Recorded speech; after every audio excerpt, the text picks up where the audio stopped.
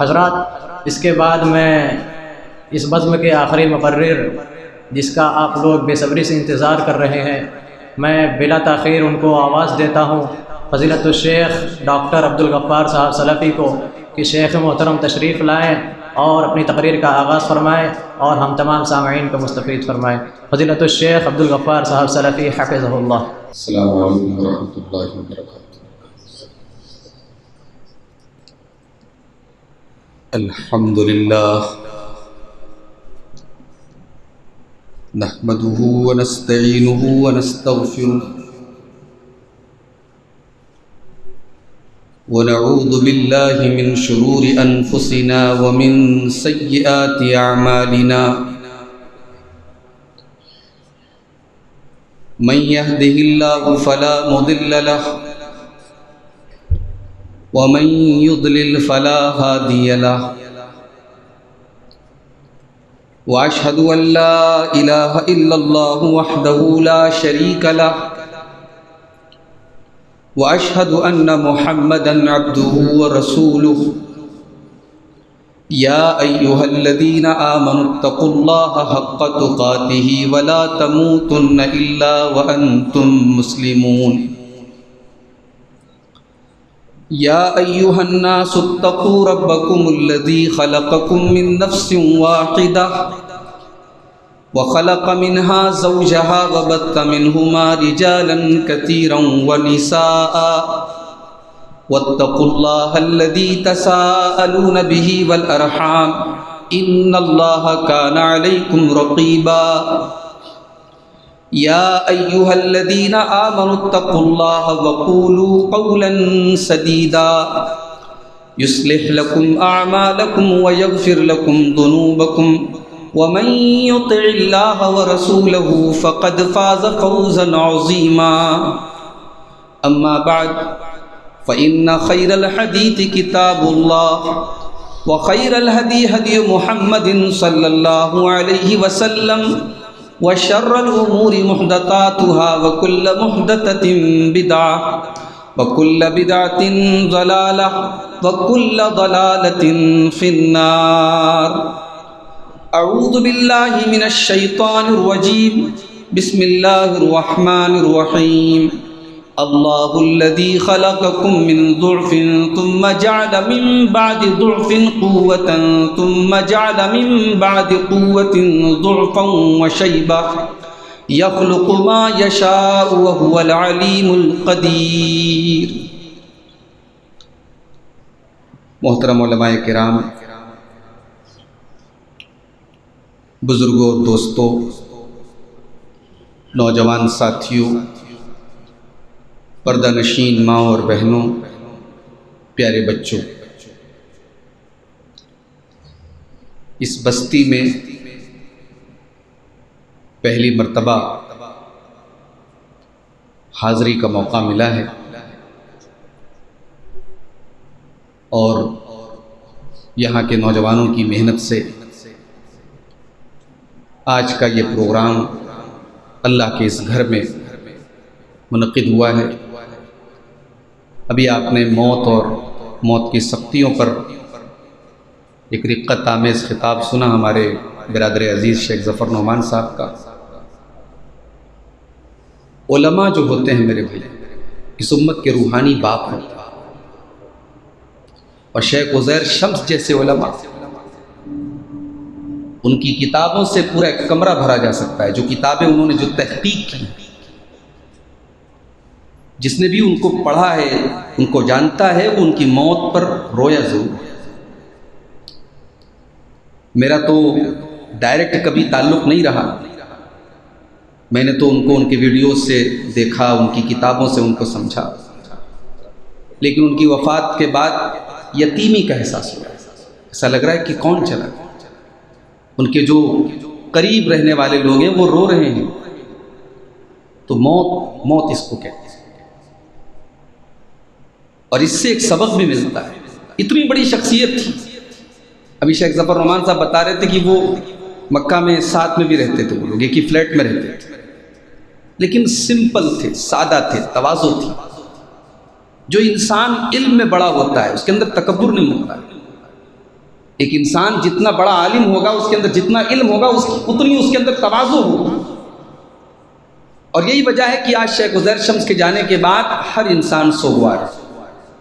انسان مرتا ہے، اس کے اخلاق نہیں مرتے، اس کا کیریکٹر نہیں مرتا، اس کی تواضع نہیں مرتی، اس کا علم نہیں مرتا. اللہ تعالیٰ شیخ کی مغفرت فرمائے اور امت کو ان کا بدل عطا فرمائے. قرآن کریم کی سورہ روم کی ایک آیت میں نے آپ کے سامنے پڑھی ہے. اس آیت کریمہ میں اللہ تعالیٰ نے انسان کی زندگی کے الگ الگ اسٹیج، الگ الگ دور کا ذکر کیا. آئیے دیکھتے ہیں ذرا اس آیت کو سمجھتے ہیں، پھر بات آگے بڑھاتے ہیں. سورہ روم آیت نمبر 51، آیت نمبر 51. اللہ الذی خلقکم من ضعف، اللہ تبارک و تعالیٰ نے تم کو کمزوری میں پیدا کیا، کمزور بنایا. انسان پیدا ہوتا ہے کمزور ہوتا ہے، بچہ پیدا ہوتا ہے کمزور ہوتا ہے، پھر پورا بچپن کا دور کمزوری کا دور ہے. انسان کی شروعات ہو رہی ہے کمزوری سے. اللہ الذی خلقکم من ضعف، اللہ تبارک و تعالیٰ نے تم کو کمزور بنایا. ثم جعل من بعد ضعف قوة، پھر کمزوری کے بعد اس نے طاقتور بنایا. پیدا ہوئے تو بات نہیں کر سکتے تھے،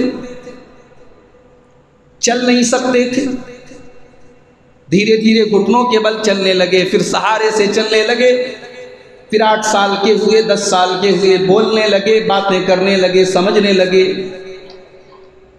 پھر 15 سال کے ہوئے، 20 سال کے ہوئے، نوجوانی کے اسٹیج میں تم چلے گئے، طاقتور بن گئے. اللہ نے تم کو کمزور بنایا، پھر تم کو طاقتور بنایا. ثم جعل من بعد قوة ضعفا وشيبة، پھر تمہاری جوانی ڈھلنے لگی.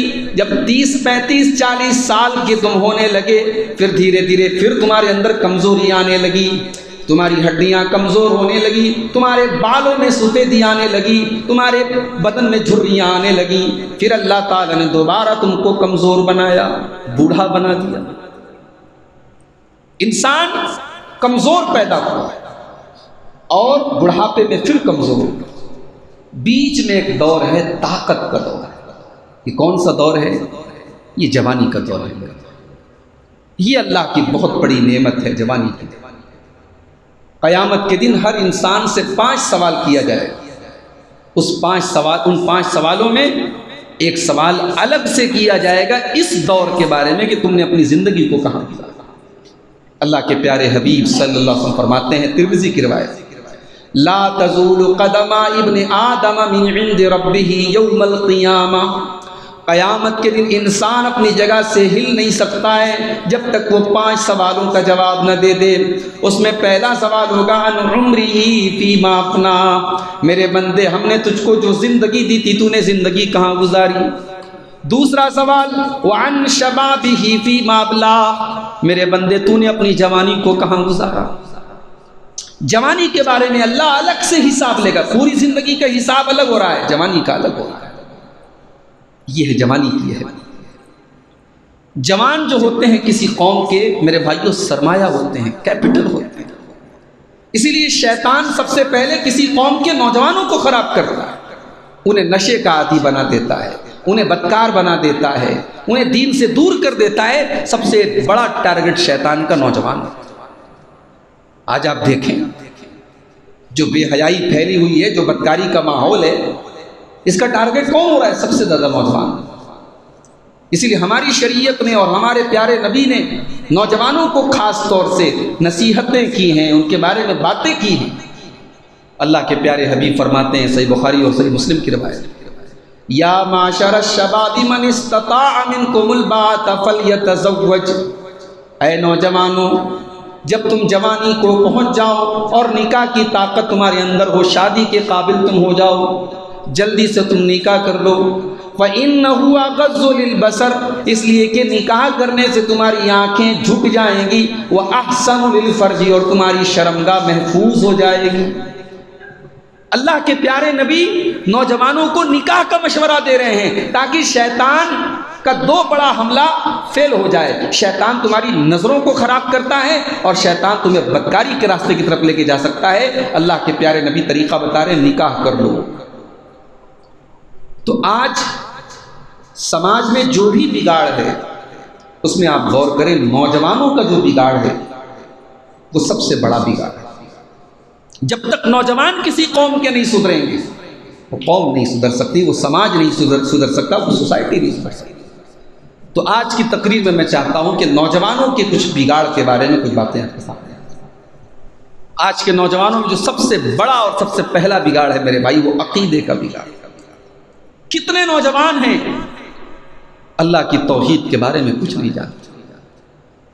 مسلمان ہیں، مسلمان کے گھر میں پیدا ہوئے، لیکن ان سے پوچھو کہ بھائی لا الہ الا اللہ کا کیا مطلب ہے، اس کلمے کا کیا تقاضا ہے، ان کو کچھ نہیں معلوم. ان سے پوچھو قبر میں تم سے 3 سوال کیا جائے گا، کون سے 3 سوال ہوں گے، انہیں کچھ نہیں معلوم. انہیں ایمان کی اہمیت نہیں معلوم، انہیں توحید کا مطلب نہیں معلوم. وہ کہیں بھی جا سکتے ہیں، کہیں پر بھی سر جھکا سکتے ہیں، کوئی بھی سامان کھا سکتے ہیں. یہ سب سے بڑا بگاڑ ہے. ایک مسلمان کو اگر ایمان کا مطلب نہیں پتا، یہ ایمان ہمیں فری میں ملا ہے نا، اس ایمان کے لیے ہم نے کوئی قربانی نہیں دی، کوئی ظلم نہیں سہا ہے، کوئی ہم نے پتھر نہیں سہے، کوئی زخم نہیں سہا ہے. اس لیے اس اسلام کی، اس ایمان کی ویلو ہمیں نہیں پتا. اس ایمان کی ویلو پتہ لگے گی کل قیامت کے دن. اللہ تعالیٰ قرآن کریم کے 14ویں پارے میں فرماتا ہے ربما یود الذین کفروا لو کانوا مسلمین. ایک ایسا وقت آئے گا جو لوگ دنیا سے کافر اور مشرک ہو کر کے دنیا سے گئے تھے، کل قیامت کے دن وہ تمنا کریں گے، وہ آرزو کریں گے لو کانوا مسلمین، کاش ہم بھی مسلمان ہوتے، کاش ہم بھی اسلام پر ہوتے، کاش ہم بھی توحید کی راہ پر ہوتے. ذرهم یاکلوا ویتمتعوا ویلہہم الامل فسوف یعلمون. اے نبی ان کو مزہ لینے دو، ان کو کھانے دو، ان کو پینے دو، ان کو مستیوں میں پڑے رہنے دو، ان قریب ان کو اپنا انجام معلوم ہو جائے گا. یعنی اللہ تعالیٰ قیامت کے دن کا نقشہ کھینچ رہا ہے کہ جس کو دنیا میں ایمان کی اہمیت نہیں پتہ لگی، اسے قیامت کے دن ایمان کی اہمیت پتہ لگی. یہ ایمان اتنی قیمتی چیز ہے. اللہ نے فرمایا ان الذین کفروا وماتوا وهم کفار فلن يقبل من احدهم ملء الارض ذهبا. جو لوگ بغیر ایمان کے دنیا سے چلے گئے، کفر کے اوپر چلے گئے، شرک کے اوپر چلے گئے، کل قیامت کے دن اللہ کی بارگاہ میں وہ زمین بھر کے سونا دے کر کے بھی اللہ کے عذاب سے بچنا چاہیں، اللہ فرماتا ہے اس زمین بھر کے سونا دے کر کے بھی تم ایمان کا مقابلہ نہیں کر سکتے، ایمان کی ویلو کو نہیں پہنچ سکتے. اتنی بڑی دولت ہمارے پاس ہے ایمان کی. اگر مسلمان کو یہ نہ پتا ہو کہ اس کو سر کہاں جھکانا ہے، اسے ایاک نعبد و ایاک نستعین کا مطلب نہ پتا ہو، اسے رب کی توحید نہ پتا ہو، اسے ایمان کا مطلب نہ پتا ہو، تو تف ہے ایسے مسلمان پر، لعنت ہے ایسے مسلمان پر. یہ سب سے پہلا بگاڑ ہے میرے بھائی ہمارے نوجوان کو. انہیں عقیدے کی جانکاری نہیں ہے، ان کے بعد دنیا بھر کی فضول چیزوں کے لیے وقت ہے، وہ اپنے دین اور اپنے ایمان اور اپنے رب کی توحید کو جاننے کی کوشش نہیں کرتے. اور دوسرا سب سے بڑا بگاڑ دنیا اور صرف دنیا. ہمارے کتنے نوجوان ایسے ہیں جن کی صبح سے لے کر کے شام تک کی زندگی میں آخرت کے لیے آخرت کا کوئی ذکر نہیں ہوتی. دنیا کی اتنی نالج ہے کہ صاحب آپ ان کی نالج کا امتحان لے لیجیے، لیکن آخرت کے بارے میں زیرو ہیں، زیرو. ایسے ہی لوگوں کے بارے میں اللہ نے قرآن میں فرمایا یعلمون ظاہرا من الحیات الدنیا وهم عن الآخرۃ هم غافلون. ان کے پاس دنیا کا تو بہت علم ہے، دنیا کی تو بہت نالج ہے، مگر آخرت سے یہ لوگ غافل ہیں. امام حسن بصری اس آیت کی تفسیر میں کہتے ہیں کہ میں نے دیکھا کہ بعض لوگ اتنے ماہر ہوتے ہیں، وہ سونے یا چاندی کے سکے کو اپنے انگلی کے ناخن پر رکھ کر کے اس کا وزن بتا سکتے ہیں. اتنے ماہر ہیں، اتنے ایکسپرٹ ہیں کہ دینار یا درہم کو اپنے ناخن پر رکھ کر کے اس کا وزن بتا سکتے ہیں. ولا يحسن ان يصلي، لیکن 2 رکعت نماز پڑھنے کا شعور ان کو نہیں ہے. 2 رکعت نماز بھی وہ نہیں ڈھنگ سے پڑھ سکتے. یہ آج ہمارے بہت سارے نوجوانوں کا حال ہے. زندگی کا کوئی مقصد نہیں ہے صاحب، کھانا ہے، کمانا ہے، انجوائے کرنا ہے. یہ کیا مومن کی زندگی ہے؟ اَيَحْسَبُ الْإِنسَانُ أَن يُتْرَكَ سُدًى، اے انسان کیا تو سمجھتا ہے تجھے ایسے ہی چھوڑ دیا جائے گا؟ جس اللہ نے ایک حقیر قطرے سے تجھے جیتا جاگتا انسان بنایا، کل وہ اللہ کل قیامت کے دن تجھے مرنے کے بعد دوبارہ زندہ کرے گا، تیرا حساب لے گا. اس زندگی کا ایک مقصد ہے میرے بھائی، اور وہ مقصد ہے اللہ کی عبادت، وہ مقصد ہے اللہ کو راضی کرنا. وَمَا خَلَقْتُ الْجِنَّ وَالْإِنسَ إِلَّا لِيَعْبُدُونَ، میرے بندو ہم نے تم کو صرف اور صرف اپنی عبادت کے لیے پیدا کیا ہے. عبادت کا مطلب صرف روزہ نماز نہیں، ہر وہ کام جس سے اللہ راضی ہو وہ اللہ کی عبادت ہے. شاعر کہتا ہے میری زندگی کا مقصد تیرے دین کی سرفرازی، میں اسی لیے مسلمان، میں اسی لیے نمازی. انسان کی زندگی کا یہ موٹو بن جائے، یہ ٹارگٹ بن جائے کہ اسے اللہ کو راضی کرنا ہے. قُلْ إِنَّ صَلَاتِي وَنُسُكِي وَمَحْيَايَ وَمَمَاتِي لِلَّهِ رَبِّ الْعَالَمِينَ، اے نبی آپ کہہ دیجئے میری نماز اللہ کے لیے، میری قربانی اللہ کے لیے، میرا جینا اللہ کے لیے، میرا مرنا اللہ کے لیے. یہ مقصد ہو جائے ہماری زندگی، ہم کو اللہ کو راضی کرنا. اس دنیا سے اس حال میں جانا ہے کہ اللہ تبارک و تعالی ہم سے راضی ہو اور خوش ہو. یہ اپنی زندگی کا مقصد میرے بھائیوں ہمیں بتانا. ہمارے نوجوانوں کے اندر ایک اور بگاڑ ہے، اور خاص طور سے موبائل کے اس دور میں وہ بگاڑ بڑھتا چلا جا رہا ہے، اور وہ ہے نظروں کی حفاظت. گناہ کی شروعات ہوتی ہے نظر سے. آپ سڑک پر جا رہے ہیں، ظاہر ہے زمانے میں بہت سارے یہ فتنوں کا دور ہے، بے حیائی کا فتنہ ہے، بدکاری کا فتنہ ہے. آپ کو اپنی نظروں کی حفاظت کرنا ہے. اسی لیے اللہ نے قرآن کی 18ویں پارے میں اپنے کامیاب بندوں کی ایک صفت یہ بیان کی، وَالَّذِينَ هُمْ عَنِ اللَّغْوِ مُعْرِضُونَ، میرے کامیاب بندے لغو چیزوں سے دور رہتے ہیں. حرام نہیں کہا، اللہ نے کہا لغو چیز جس میں شرعی اعتبار سے جس چیز میں کوئی فائدہ نہ ہو، دیٹ از کالڈ لغو، وہ چیز لغو. فیس بک ہے، فیس بک کا استعمال آپ معلومات بڑھانے کے لیے کریں، بہت اچھی بات ہے. فیس بک کا استعمال آپ دین کو سیکھنے کے لیے کر رہے ہیں، بہت اچھی بات ہے. فیس بک کا استعمال آپ اپنے دوستوں احباب سے جائز حد تک تعلقات رکھنے کے لیے کر رہے ہیں، بہت اچھی بات ہے. لیکن فیس بک کا استعمال آپ فضول ویڈیو دیکھنے کے لیے، گانے بجانے کے لیے، اور جو ہے نظر کی عیاشی کے لیے کر رہے ہیں، تو اب یہ فیس بک آپ کے لیے لغو ہے، موبائل آپ کے لیے لغو ہے، انٹرنیٹ آپ کے لیے لغو ہے. اللہ نے کہا میرے کامیاب بندے لغو چیزوں سے دور رہتے ہیں. اور قرآن کے 19ویں پارے میں اللہ نے اپنے اسپیشل بندوں کا ذکر کرتے ہوئے فرمایا، وَإِذَا مَرُّوا بِاللَّغْوِ مَرُّوا كِرَامًا، جب وہ لغو چیزوں کے پاس سے، نازیبا چیزوں کے پاس سے، بیہودہ چیزوں کے پاس سے گزرتے ہیں تو شرافت سے گزر جاتے ہیں، وہ اپنی نظروں کی حفاظت کرتے ہیں. آج کے اس دور میں نوجوانوں کے لیے نظر کی حفاظت بہت بڑا چیلنج ہے. گناہ آسان ہو چکا ہے، سب کے پاس موبائل ہے، سب کے پاس انٹرنیٹ ہے، اور گناہ کا آسان ہونا بھی بہت بڑی آزمائش ہے میرے بھائی. اللہ کے پیارے نبی فرماتے ہیں العینان زناہما النظر، آنکھوں کا زنا غلط چیزوں کو دیکھنا ہے. بظاہر آپ بڑے متقی اور پرہیزگار ہیں، لیکن تنہائی میں آپ کیا کیا دیکھ رہے ہیں یہ تو آپ جانتے ہیں، آپ کا رب جانتا ہے. اللہ تبارک و تعالیٰ تو سب جانتا ہے نا، وہ آپ کی جلوت بھی جانتا ہے، آپ کی خلوت بھی جانتا ہے، آپ کی پبلک لائف کو بھی جانتا ہے، آپ کی پرائیویٹ لائف کو بھی جانتا ہے. آپ کیا کیا دیکھ رہے ہیں، کیا کیا سن رہے ہیں، اللہ کو سب پتہ ہے. اور کل قیامت کے دن وہ پوری زندگی کی ریکارڈنگ اللہ کی بارگاہ میں پیش کی جائے. اور قیامت کے دن ہماری آنکھیں گواہی دیں گی. حتی اذا ما جاؤوها شہد علیہم سمعہم وابصارہم وجلودہم بما کانوا یعملون. میرے بندو کل قیامت کے دن تمہارے کان تمہارے خلاف گواہی دیں گے، تمہاری آنکھیں تمہارے خلاف گواہی دیں گی، تمہارے بدن کی چمڑی تمہارے خلاف گواہی دے گی. وقالوا لجلودہم لما شہدتم علینا قالوا انطقنا اللہ الذی انطق کل شیء. انسان اپنی چمڑی سے کہے گا تو کیسے بول رہی رہی ہے، تیرے اندر بولنے کی صلاحیت کہاں سے آ گئی؟ انسان کی چمڑی کہے گی جس اللہ نے ہر چیز کو بولنا سکھایا اس نے آج ہم کو بھی بولنے کی طاقت دی اور ہم تیرے کرتوتوں کا پردہ فاش کریں گے۔ اللہ، دنیا کا کون سا ایسا کیمرہ ہے جو کیمرہ اللہ نے ہمارے اور آپ کے ساتھ لگایا؟ ہماری ایک ایک ایکٹیویٹی ریکارڈ ہوتی ہے۔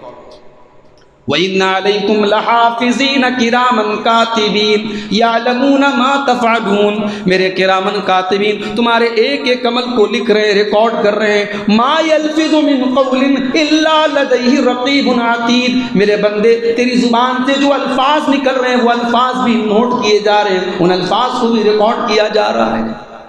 تو نظر کی حفاظت یہ بہت بڑا چیلنج ہے، اور آج ہمارا نوجوان اس بگاڑ کا شکار ہے۔ اور پھر اسی سے ریلیٹڈ اگلا جو بگاڑ ہے وہ ہے شرمگاہ کی حفاظت کا معاملہ، وہ ہے زنا کا معاملہ، وہ ہے بدکاری کا معاملہ۔ ہماری شریعت تو اس معاملے میں اتنی محتاط ہے، اتنی سینسٹیو ہے کہ ہماری شریعت نے، اللہ نے قرآن میں یہ نہیں کہا کہ تم زنا نہ کرو، اللہ نے کہا زنا کے قریب نہ جاؤ۔ وَلَا تَقْرَبُوا الزِّنَا إِنَّهُ كَانَ فَاحِشَةً وَسَاءَ سَبِيلًا، میرے بندو تم زنا کے قریب بھی نہ جانا، وہ بڑا ہی غلط راستہ ہے۔ اور زنا کے قریب تک لے جانے والے جتنے راستے ہیں اسلام نے ہر راستے پر پہرا بٹھا دیا۔ عورت سے کہا گیا لا تسافر المرأة الا ومعها محرم، عورت سفر کرے تو کوئی محرم ساتھ میں ہو۔ مرد سے کہا گیا لا یخلون رجل بامرأة الا ومعها محرم، خبردار کوئی مرد کسی عورت کے ساتھ تنہائی میں نہ رہے، یہ شیطان کو دعوت دینے والی چیز ہے۔ عورت سے کہا گیا فلا تخضعن بالقول فیطمع الذی فی قلبہ مرض، اے عورت جب تجھے کسی غیر مرد سے بات کرنے کی ضرورت بھی پڑ جائے تو تیری آواز میں لچک اور نرمی نہ ہو تاکہ تیری آواز کا کوئی غلط مطلب نہ نکالے۔ عورت سے کہا گیا ولا یبدین زینتہن، تو اپنی زینت کو، اپنے جسم کو دوسروں کے سامنے ظاہر نہ کر۔ عورت سے کہا گیا ولا یضربن بارجلہن لیعلم ما یخفین من زینتہن، اے عورتوں جب تم زمین پہ چلا کرو تو اپنے پاؤں کو زمین پر زور زور سے مار کے نہ چلا کرو، کہیں ایسا نہ ہو کہ تمہارے پائل کی آواز غیروں کے کان تک پہنچے۔ یہ سب زنا کے راستوں کو بند کیا ہے میرے بھائیو اسلام، اور زنا کے راستے کی شروعات ہوتی ہے نظر بازی سے، نظروں کے غلط استعمال سے۔ اسی لیے اللہ نے مومن مردوں کو بھی حکم دے دیا اور مومن عورتوں کو بھی حکم دے دیا قل للمؤمنین یغضوا من ابصارہم ویحفظوا فروجہم، اے نبی مومن مردوں سے کہہ دو کہ اپنی نگاہوں کو نیچی رکھیں اور اپنی شرمگاہوں کی حفاظت کریں۔ وقل للمؤمنات یغضضن من ابصارہن ویحفظن فروجہن، اور اگلی آیت میں فرمایا کہ مومنہ عورتوں سے بھی کہہ دو کہ وہ بھی اپنی نگاہوں کو نیچی رکھیں۔ اسلام صرف یہ نہیں کہ صاحب عورتوں کو پردے میں نکلنا ہے اور مرد کو آزادی ہے، وہ جو چاہے دیکھے اور جدھر چاہے اپنی آنکھوں کا غلط استعمال کریں، دونوں کو حکم دیا گیا۔ اگر عورت کو پردے کا حکم ہے تو مرد کو اپنی نظر کی حفاظت۔ تو زناکاری میرے بھائیو یہ نوجوانوں کے لیے بہت بڑا فتنہ ہے، اور اس فتنے کا حل کیا ہے؟ نکاح کو آسان کیا جائے۔ لاک ڈاؤن کے دوران ہم نے دیکھا کہ نکاح ہمارے یہاں بڑی سادگی کے ساتھ، جو لوگ 1000 لوگوں کی دعوت کرتے تھے 100 لوگوں میں نپٹا دیا انہوں نے نکاح۔ ہمارے یہاں ایسے نکاح کب ہوتے ہیں؟ جب کسی کی دوسری شادی ہوتی ہے، بیوی مر گئی اب اس کی دوسری شادی ہو رہی ہے تو صاحب 3-4 لوگ گئے نکاح ہو گیا، اور وہ ایسا نکاح ہوتا ہے کہ ہو بھی جاتا ہے، کوئی خرچ بھی نہیں ہے، کوئی ایسا مسئلہ نہیں۔ اور عام حالات میں نکاح ہمارے یہاں ایک پہاڑ ہے، پہاڑ نکاح کرنا ہے بہت بڑا کارنامہ انجام دینا ہے۔ کسی کی بیٹی کی شادی کرنا ہے، وہ بیچارہ لوگوں کے سامنے جا کے بھیک مانگتا ہے کہ مجھے اپنی بیٹی کی شادی کرنی ہے۔ نکاح کو آسان بناؤ میرے، نکاح کو آسان بناؤ، زناکاری انشاءاللہ مشکل ہو جائے۔ تو اس کی حفاظت کے بغیر ہم کامیاب نہیں ہو سکتے۔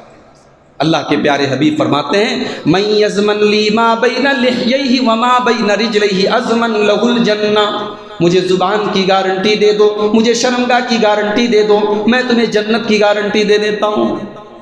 تو یہ جو بگاڑ ہے شرمگاہ کے غلط استعمال کا بگاڑ، یہ بھی ہمارے نوجوانوں کو برباد کرے گا۔ اور آگے بڑھیے، نشہ، نوجوانوں کے اندر نشے کا استعمال ہے۔ پہلے کسی کے بارے میں یہ پتہ لگ جاتا تھا صاحب یہ نشہ کرتا ہے تو پورے گاؤں میں، پورے علاقے میں اس کو نفرت کی نظر سے دیکھا جاتا تھا۔ آج حالات یہ ہیں کوئی گھر، کوئی خاندان ایسا نہیں ہے جہاں کوئی نہ کوئی انوالو نہ ہو۔ گاؤں دیہات میں جو علاقے وہاں اور برا حال ہے. کون نظر رکھے گا, کون دیکھے گا؟ نوجوان آج اس طریقے کے نشے کر رہے ہیں کہ آپ سن کر کے حیرت کریں گے. یعنی نشے کے اندر بھی لوگ جدت کر رہے ہیں, نئے نئے طریقے نشہ کرنے کے نکال رہے ہیں. اللہ رحم. اللہ کے پیارے نبی فرماتے ہیں کل مسکر خمر و کل خمر حرام. ہر نشے والی چیز کا وہی حکم ہے جو شراب کا حکم ہے. جس طریقے سے شراب حرام ہے, ہر نشے والی چیز حرام ہے. اللہ قرآن میں فرماتا ہے انما الخمر والمیسر والانصاب والازلام رجس من عمل الشیطان. میرے بندو, یہ شراب, یہ جوا, یہ پاسے کے تیر نکالنا اور یہ غیر اللہ کے آستانے, یہ تمام کی تمام چیزیں گندی ہیں, یہ شیطان کے کام ہیں. فاجتنبوه لعلکم تفلحون. تم ان سے بچو, تم تبھی کامیاب ہو سکتے ہو. انما یرید الشیطان ان یوقع بینکم العداوۃ والبغضاء فی الخمر والمیسر. شیطان تو یہی چاہتا ہے تم شراب پی کر کے دوسروں سے نفرت کرو اور لڑائی کرو, تم جوئے کی وجہ سے دوسروں سے لڑائی کرو. شیطان تمہیں لڑانا چاہتا ہے. وَيَصُدَّكُمْ عَنْ ذِكْرِ اللَّهِ وَعَنِ الصَّلَاةِ. اور شیطان یہ چاہتا ہے کہ شراب اور جوئے کے چکر میں تم نماز سے دور ہو جاؤ, تم اللہ کے ذکر سے دور ہو جاؤ. فَهَلْ أَنْتُمْ مُنْتَهُونَ. میرے بندو, کیا تم اس گناہ سے باز آؤ گے کہ نہیں آؤ گے؟ سورہ مائدہ کی جب یہ آیت اتری تھی, اس کے پہلے تک شراب حرام نہیں تھی.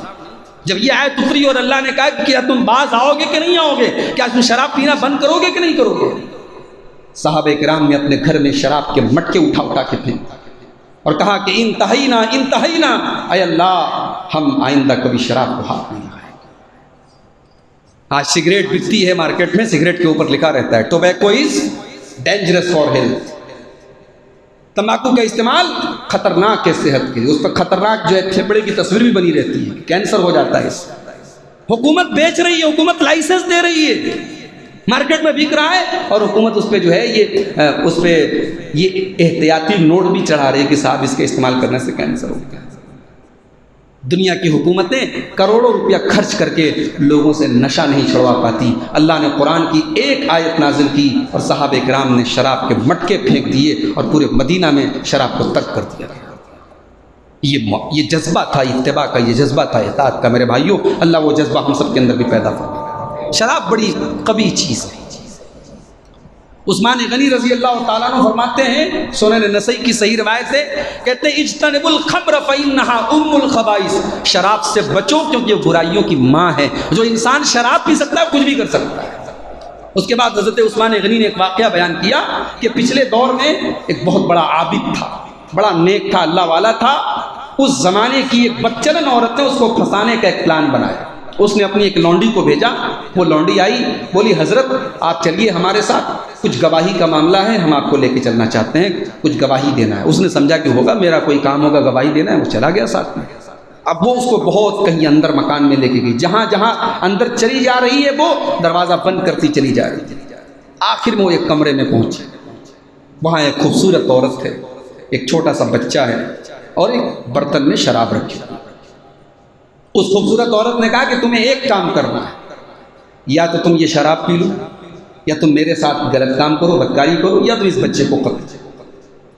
اسے لگا کہ ان تینوں کام میں سب سے ہلکا کام یہی ہے کہ میں شراب پی لوں. اس نے کہا ٹھیک ہے میں شراب پی لیتا ہوں. اس نے شراب پی, اور جب شراب پی اور نشے کی ترنگ چڑھی, اس نے کہا زیدونی, اور دو, اور شراب مانگی اس نے. اور جب نشے میں بالکل مست ہو گیا, اس نے اس بچے کو قتل بھی کیا, اس عورت کے ساتھ اس نے بدکاری کی. عثمان غنی کہتے ہیں کہ اے لوگو شراب سے بچو.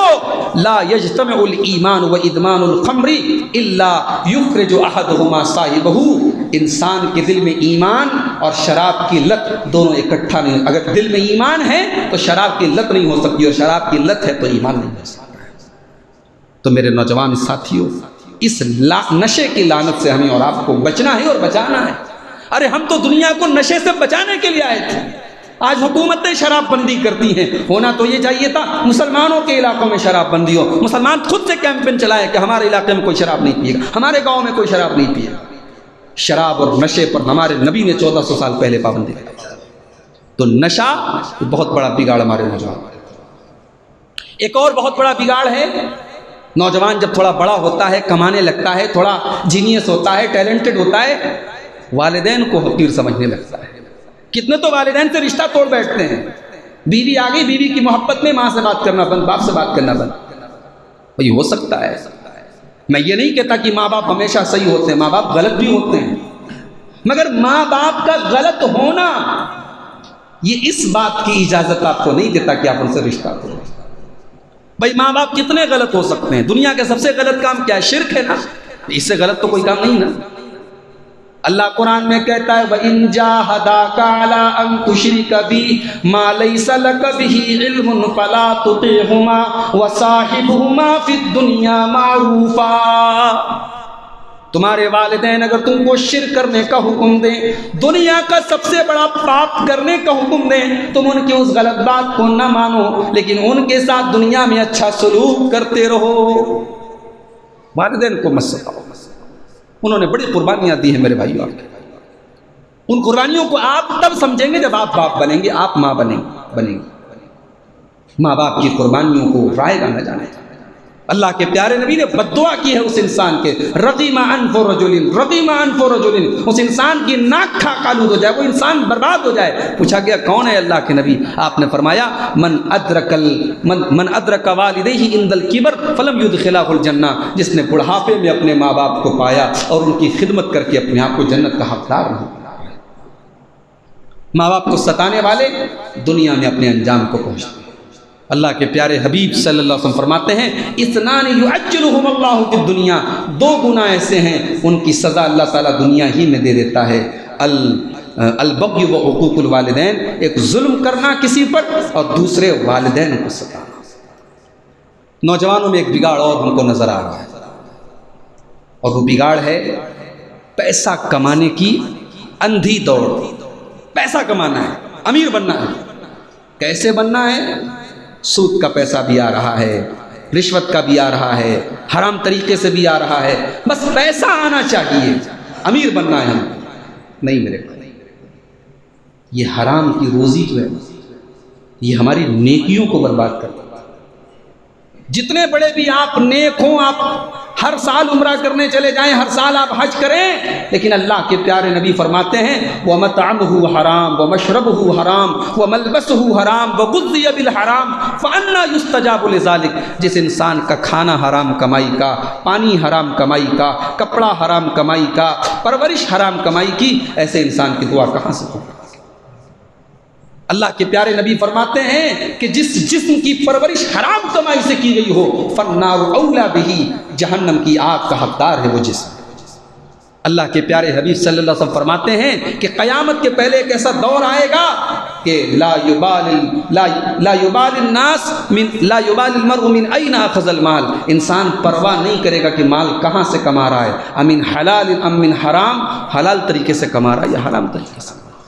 تو یہ بہت بڑا بگاڑ ہے حرام کمائی کا، حرام کمائی کے راستوں کو چننے کا. حلال کماؤ میرے بھائی، حلال کے بے شمار راستے، حرام کے راستے لمیٹیڈ ہیں. اللہ نے حرام کی لسٹ بتائی، حلال کی کوئی لسٹ نہیں بتائی. حلال کمائی کے ہزاروں راستے ہیں. حلال طریقے سے کھاؤ اور کماؤ، اپنے پریوار کو کھلاؤ، انشاءاللہ حلال کا 100 روپیہ حرام کے 1 لاکھ روپے سے بہتر ہے. اس حلال کے 100 روپے میں جو سکون ملے گا وہ حرام کے 1 لاکھ روپے میں نہیں. تو حلال کمائی، کھانا اور حرام سے بچنا، یہ بھی بہت بڑا ایک چیلنج ہے ہمارے نوجوانوں کے لیے، اور اس کو بھی ہمیں اس پر عمل کرنے کی ضرورت ہے. اور آگے بڑھیے. نماز سے دوری. مسجد آپ کے علاقے میں موجود ہے، میں نہیں دیکھنے آتا ہوں، آپ خود سوچیں کہ آپ اس مسجد میں 5 ٹائم کی نماز میں حاضری دے رہے ہیں کہ نہیں دے رہے ہیں. بہت سے ایسے علاقے جہاں مسجدوں کی ضرورت، 2-4 لوگ وہاں پر تھے، مسجدیں قائم ہو گئیں، اور وہاں پر جا کر کے دیکھا گیا تو نماز کے ٹائم تالا بند رہتا ہے، کوئی نماز پڑھنے والا نہیں. مسجد میں جمعہ پڑھانے خطیب جاتا ہے، موٹی دھول جمی ہے. اپنے گھروں میں ہم دن میں 2 مرتبہ جھاڑو لگاتے ہیں. اللہ کے گھر کی اتنی بے وقت. اپنے گھروں میں ہر سال ہم اس کی فنیشنگ کرواتے ہیں، اس کی مرمت کراتے ہیں، رنگ روگن کراتے ہیں. اللہ کے گھر کا کوئی دھیان دینے والا نہیں. اتنے بے غیرت ہو گئے ہم. مسجدوں کو آباد کرنا ایمان کی نشانی ہے میرے بھائی. مسجدوں کی خدمت کرنا ایمان کی نشانی ہے. اللہ کے رسول کے دور میں مسجد نبوی کی تعمیر ہوتی تھی، اللہ کے نبی خود اس تعمیر میں حصہ لیتے تھے. اپنے کندھوں پر پتھر اٹھایا ہے اللہ کے پیارے نبی، اور اس دنیا کا سب سے پہلا اللہ کا گھر جسے ہم خانہ کعبہ کہتے ہیں، جب وہ خانہ کعبہ تعمیر ہو رہا تھا، اللہ کا ایک عظیم پیغمبر اس خانہ کعبہ کی تعمیر کر رہا تھا، اور اس کا عظیم بیٹا اپنے باپ کو پتھر لا لا کے دے رہا تھا۔ ایک بڑا باپ اور اس کا بڑا بیٹا، باپ مستری کا کام کر رہا ہے، بیٹا لیبر کا کام کر رہا ہے۔ یہ منظر اللہ کو اتنا بھایا کہ اللہ نے قرآن میں اس منظر کو بیان کر دیا۔ وَإِذْ يَرْفَعُ إِبْرَاهِيمُ الْقَوَاعِدَ مِنَ الْبَيْتِ وَإِسْمَاعِيلُ، یاد کرو جب میرا بندہ ابراہیم خانہ کعبہ کی تعمیر کر رہا تھا اور اس کا بیٹا اسماعیل بھی اپنے باپ کا سپورٹ کر رہا تھا، اپنے باپ کی مدد کر رہا تھا، اور دونوں کی زبان پر کوئی گھمنڈ کے الفاظ نہیں ہیں، کوئی کبر و غرور کے الفاظ نہیں ہیں۔ دونوں باپ بیٹے اللہ کی بارگاہ میں کہہ رہے ہیں ربنا تقبل منا انک انت السمیع العلیم، پروردگار ہماری اس حقیر سی نیکی کو تو قبول فرما لے۔ مسجد تو بنا لی شب بھر میں ایمان کی حرارت والوں نے، من اپنا پرانا پاپی تھا برسوں میں نمازی بن۔ بڑے کاروباری ہیں ہم، بڑا کام ہے ہمارے، اتنا کام ہے کہ ہم نماز نہیں پڑھتے۔ اپنے کام سے کہہ دو کہ نماز کا ٹائم ہے، نماز سے مت کہو کہ مجھے کام ہے۔ آپ دنیا کے سب سے بزی انسان بھی بن جائیں تب بھی نماز آپ کے لیے معاف نہیں ہے۔ میرے پیارے نبی، ہم سب کے پیارے نبی جناب محمد رسول اللہ صلی اللہ علیہ وسلم جب ٹینشن میں ہوتے تھے، تکلیف میں ہوتے تھے، تو حضرت بلال سے کہتے تھے ارحنا بالصلاۃ، اے بلال ہمیں نماز کے ذریعے سکون عطا کر۔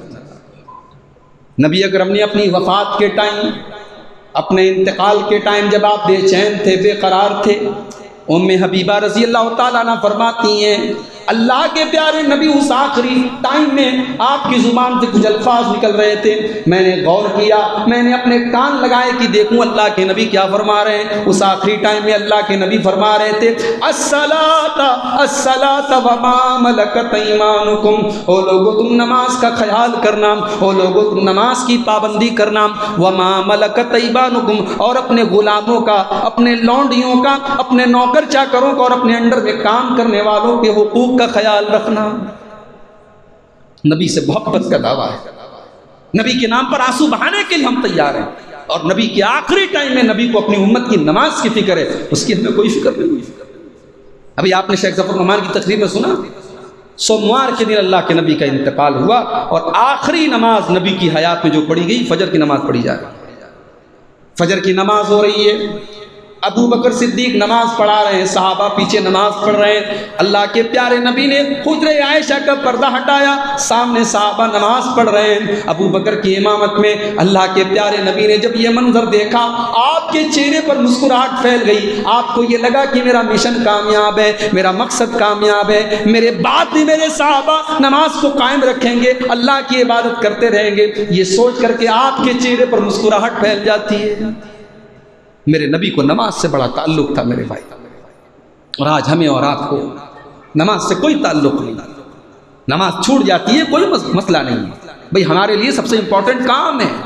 اللہ نے کہا نہیں، میرے نیک بندوں کے لیے کام سے بھی زیادہ امپورٹنٹ نماز ہے۔ سورہ نور کی آیت مبارکہ ابھی آپ نے پڑھی، جلسے کے شروع میں، پروگرام کے شروع میں آپ نے سورہ نور کی آیت نور کی تلاوت سنی۔ سورہ نور میں اللہ نے فرمایا رجال لا تلہیہم تجارۃ ولا بیع عن ذکر اللہ واقام الصلاۃ وایتاء الزکوٰۃ، میرے نیک بندے وہ ہیں ان کو دنیا کا کاروبار اور دنیا کا بزنس نماز سے کبھی غافل نہیں کرتا۔ دنیا کا کاروبار ان کو نماز سے غافل نہیں۔ اپنے کاروبار سے کہہ دو، اپنی دکانوں سے کہہ دو میری نماز کا ٹائم ہے، میں دکان بند کر سکتا ہوں، نماز کو نہیں چھوڑ سکتا۔ تو نوجوان آج نماز سے دور ہے، اور خاص طور سے یہ جو فتنوں کا دور ہے میرے بھائی، اس دور میں جہاں تک ممکن ہو اپنے آپ کو نیکی کاموں میں لگائے رکھو۔ مسجد کی جتنی خدمت ہو سکے کر لو، یہ فتنوں کا دور ہے۔ صبح کو آدمی مومن ہوتا ہے، شام کو کافر ہوتا ہے، شام کو مومن ہوتا ہے، صبح کو کافر ہوتا ہے۔ یہ فتنوں کا دور ہے، کب کس کے دل کی حرکت بند ہو جائے کون جانتا ہے میرے بھائی۔ کیا پتہ ایمان پر خاتمہ نصیب ہو کہ نہ ہو۔ دعا بھی کرتے رہو اللہ سے، اور کوشش کرو کہ اپنی جو زندگی اللہ نے دی ہے اس کو نیکی کے کاموں میں استعمال کرو۔ اللہ کے پیارے حبیب صلی اللہ علیہ وسلم فرماتے ہیں العبادۃ فی الحرج کہجرۃ الیہ، جب فتنوں کا دور آ جائے تو اللہ کی عبادت اس دور میں کرنا اس کا اتنا بڑا ثواب ہے جیسے کوئی ہجرت کر کے میرے پاس آتا ہے، اپنا وطن چھوڑ کر کے مدینہ آتا ہے، اس کو جو ثواب ملے گا فتنوں کے دور میں عبادت کرنے کا وہی ثواب ملے گا۔ تو یہ نوجوانوں کا جو بگاڑ ہے میرے بھائی، یہ پوری امت کا بگاڑ ہے۔ اور جب میں نوجوانوں کی بات کر رہا ہوں تو اس میں عورتیں بھی شامل ہیں، اس لیے کہ ظاہر ہے کہ نوجوانوں کے اندر جو بے حیائی کا فتنہ ہے وہ اس میں عورتیں بھی شامل ہیں، بدکاری کا جو فتنہ ہے اس میں عورتوں بھی شامل ہیں۔ تو یہ عورتوں کی بھی ذمہ داری ہے، اور میں یہ گزارش کروں گا اس علاقے کے لوگوں کے کہ آپ اپنے گھر کی عورتوں کو بھی دین کی تعلیم دیں، ممکن ہو تو اپنے گھر کی ایک آدھ دو لڑکیوں کو آپ بنارس کے کسی دینی ادارے میں تعلیم دلائیں، یا اگر آپ کے آس پاس میں کوئی دینی ادارہ ہو۔ بھئی ہمارے یہاں کیا ہوتا ہے، تعلیم کے نام پر ہم نے اسکولوں میں اور کانوینٹ اسکولوں میں اپنے بچوں کو داخل کر دیا، اور بچہ پڑھ تو لیتا ہے، دین کے نام پر زیرو ہوتا ہے۔ دین کے نام پہ ہم نے کیا کیا، بہت خوش ہوئے کسی حافظ جی کو بلایا، قرآن ختم کرا دیا، پوچھا بھی آپ کی بیٹی نے کیا پڑھا، ہماری بیٹی نے قرآن پڑھ لیا ہے۔ قرآن کا پڑھ لینا کافی نہیں ہے میرے بھائی، اپنی بچیوں کو دین سکھاؤ، اپنی بچیوں کو اللہ اور اس کے رسول کی باتیں سکھاؤ، اس لیے کہ ایک بچی کو اگر آپ نے تعلیم دی، ایک بیٹی کو اگر آپ نے تعلیم دی تو آپ نے پورے ایک فیملی کو تعلیم دی، پورے ایک پریوار کو آپ نے تعلیم دی۔ اللہ کے پیارے نبی کے دور میں عورتیں آ کر کے آپ سے ریکویسٹ کرتی تھی، گزارش کرتی تھی۔ صحیح بخاری کی روایت ہے، عورت آ کر کہتی ہے اللہ کے نبی ذهب الرجال بحدیثک، مرد حضرات آپ کی باتیں سنتے ہیں، آپ ان کو اپنی تقریریں سناتے ہیں، خطبے سناتے ہیں، ہم عورتوں کے لیے کوئی انتظام نہیں ہے، فاجعل لنا من نفسک یوما، اے اللہ کے نبی ہمارے لیے بھی کوئی دن متعین کیجیے۔ اللہ کے نبی کے دور کی عورتیں دین کو سیکھنے کی اتنی طلبگار تھیں کہ آ کر کے ریکویسٹ کرتی تھیں۔ میرے بھائیوں، سجوئی کے میرے احباب، آپ اپنے گھر کی عورتوں کو دین کی تعلیم دینے کے لیے کیا انتظام کر رہے ہیں؟ دین سے دور کرنے کے لیے تو بہت سارا انتظام ہے، گھروں میں کیبل لگا ہوا ہے، موبائل پر انٹرنیٹ موجود ہے، سیریل موجود ہے، دنیا بھر کی الا بلا موجود ہے۔ دین سے دور کرنے والی، بے حیا بنانے والی، بے دین بنانے والی تو دنیا بھر کی چیزیں، دیندار بنانے والی کون سی چیزیں ہم نے پرووائڈ کی؟ بھئی جب انسان بیمار ہوتا ہے تو ڈاکٹر کیا کہتا ہے کہ اسے کھانے کے ساتھ ساتھ طاقت کی غذا دو۔ آج ایمان ہمارا کمزور ہے نا، آج دینداری ہمارے اندر کم ہے، تو ہمیں تو اور زیادہ طاقت کی غذا لینی چاہیے، ہمیں تو ایمان اور تقویٰ کو بڑھانے والی اور چیزوں کو اپنے اندر لینا چاہیے، لیکن ہم الٹا کر رہے ہیں۔ ہمارے یہاں اس طریقے کے پروگرام ہوتے ہیں تو گنتی کے لوگ آتے ہیں، گھر کی عورتیں سنتی ہیں تو سنتی ہیں، ورنہ ماشاءاللہ۔ ابھی کل بنارس کی ایک مسجد میں پروگرام تھا، عورتوں سے ریلیٹڈ پروگرام تھا، ہماری اہلیہ گئی ہوئی تھی، میں نے پوچھا کتنی عورتیں آئی تھیں، بولی 12 عورتیں۔ اتنا بڑا محلہ ہے، اتنا بڑا علاقہ ہے، 12 عورتیں آئی تھی صاحب، پروگرام نام تھا کہ عورتوں کے نام پر پروگرام ہو رہا ہے۔ یہ انٹرسٹ ہے ہمارے اندر۔ ہاں نمائش لگ جائے بنارس میں، کہیں عورتوں کا ریلا آپ کو نظر آئے گا، کہیں کوئی تفریح گاہ بن جائے، کوئی مال بن جائے، کوئی بڑی دکان کھل جائے، کوئی آفر آ جائے، مسلمان برقع نشین عورتوں کی لائن لگ جائے گی۔ دین کی بات ہو رہی ہے، عورتوں سے ریلیٹڈ بات ہو رہی ہے، تو صاحب 12 عورتیں، مجھے بتائے گا 12 عورتیں آئی تھیں۔ یہ شرم کی بات نہیں ہے، یہ اس بات کا ثبوت ہے کہ ہمارے گھروں میں دینداری کا ماحول نہیں ہے، دین سیکھنے کا ماحول نہیں ہے۔ میرے بھائیوں، دین کی طلب پیدا کرو۔ ہم نے دیکھا ساؤتھ کے اندر بعض ایسے گھر بھی دیکھے۔ ایک صاحب مجھے ملے ساؤتھ کے اندر، کہنے لگے شیخ صاحب میں ایک کام کرتا ہوں روزانہ، اپنے فیملی کو، اپنے بچوں کو لے کر، وہ ایک موبائل پر ایک ایپ آتا ہے اسلام 360، بڑا اچھا ایپ ہے، اس میں قرآن کے ترجمے اور تفسیریں بھی ہیں اور احادیث کے ترجمے بھی، اچھا ایپ ہے، اس سے بھی اچھے ایپ ہے لیکن وہ بھی ایک اچھا ایپ ہے۔ تو کہنے لگے کہ میں اسلام 360 کھولتا ہوں، تفسیر احسن البیان جو ایک مستند تفسیر ہے، اس تفسیر کو کھولتا ہوں اور ڈیلی ایک آیت، صرف ایک آیت میں اس کو تفسیر کے ساتھ اپنے بچوں کو، اپنی فیملی کو بٹھا کر کے پڑھتا ہوں سب کے سامنے، اور ہم لوگ کوشش کرتے ہیں کہ اس ایک آیت پر ہم عمل کریں۔ ایک آیت کی تفسیر پڑھنے میں کتنا ٹائم لگے گا؟ چھوٹی موٹی آیت ہے تو 5 منٹ، لمبی آیت ہے تو 10 منٹ 15 منٹ، یہ 5 منٹ اور 10 منٹ آپ اپنی فیملی کو دیتے ہیں میرے بھائی۔ فیملی کا حق صرف یہی نہیں ہے کہ آپ ان کو اچھا کھانے کو دے دیں، اچھا پہننے کو دے دیں، ان کے لیے آپ کمائیں۔ آپ نے اپنی فیملی کو آخرت، ان کی آخرت کے لیے کیا کیا؟ ان کو جہنم کی آگ سے بچانے کے لیے کیا کیا؟ اللہ نے قرآن کے 28ویں پارے میں کہا قُوا أَنفُسَكُمْ وَأَهْلِيكُمْ نَارًا، اے ایمان والو اپنے آپ کو اور اپنے گھر والوں کو جہنم کی آگ سے بچاؤ۔ اللہ کے پیارے نبی صفا کی پہاڑی پر چڑھتے ہیں اور اپنے تمام خاندان کے لوگوں کو اکٹھا کرتے ہیں اور ایک ایک کا نام لے کر کے کہتے ہیں انقذوا انفسکم من النار، اپنے آپ کو جہنم کی آگ سے بچاؤ۔ اپنی بیٹی کا نام لے کر کے بھی کہتے ہیں یا فاطمہ بنت محمد، اے میری بیٹی فاطمہ انقذی نفسک من النار، اپنے آپ کو تو جہنم کی آگ سے بچا لے۔ اللہ کے نبی، اس کائنات کے سب سے عظیم شخص، آپ اپنی بیٹی سے جہنم کی آگ سے بچنے کا حکم دے رہے ہیں اور اس سے کہہ رہے ہیں میرے بھائیو ہم نے اپنے بچوں کو جہنم کی آگ سے بچانے کے لیے کیا کیا؟ اس پر ہم سب کو غور کرنے کی ضرورت ہے۔ اللہ سے دعا ہے رب العالمین ہم سب کو اور خاص طور سے ہمارے نوجوانوں کو فتنوں کے اس دور میں اللہ تعالیٰ گناہوں سے بچنے کی توفیق عطا فرمائے۔ اللہ ہم سب کو نیکی کے کاموں میں بڑھ چڑھ کر کے حصہ لینے کی توفیق عطا فرمائے۔ جو لوگ ہمیں مسجدوں سے دور ہیں، نماز سے دور ہیں، اللہ ان کو نمازی بنا دے۔ جو لوگ نماز پڑھ رہے ہیں اللہ ان کی نمازوں میں اخلاص پیدا فرما دے۔ اللہ ہمیں اپنی نظروں کی حفاظت کی توفیق عطا فرمائے۔ اللہ بدکاری اور زناکاری سے ہمارے نوجوان مردوں اور عورتوں کو محفوظ رکھے۔ اللہ نشہ کی لعنت سے ہم سب کو محفوظ رکھے۔ اللہ تعالیٰ اپنے رسول کی سچی محبت ہم سب کے دلوں میں پیدا فرما دے۔ اللہ ہم سب کے دلوں میں فکر آخرت پیدا فرما دے۔ جو لوگ بیمار ہیں اللہ ان کو شفائے کامل عاجل عطا فرمائے۔ جو روزی روٹی سے پریشان ہیں اللہ ان کے کاروبار میں برکت نصیب فرمائے۔ اللہ ہمارے گھروں کے ماحول میں دینداری پیدا فرما دے۔ ہمارے گھر کی خواتین کو بھی دین سیکھنے اور دین پر چلنے والا بنا دے۔ جب تک دنیا میں زندہ رکھے اسلام پر زندہ رکھے اور ہم سب کا خاتمہ ایمان پر ہو، آمین۔ وآخر دعوانا ان الحمد للہ رب العالمین۔ والسلام علیکم ورحمۃ اللہ وبرکاتہ۔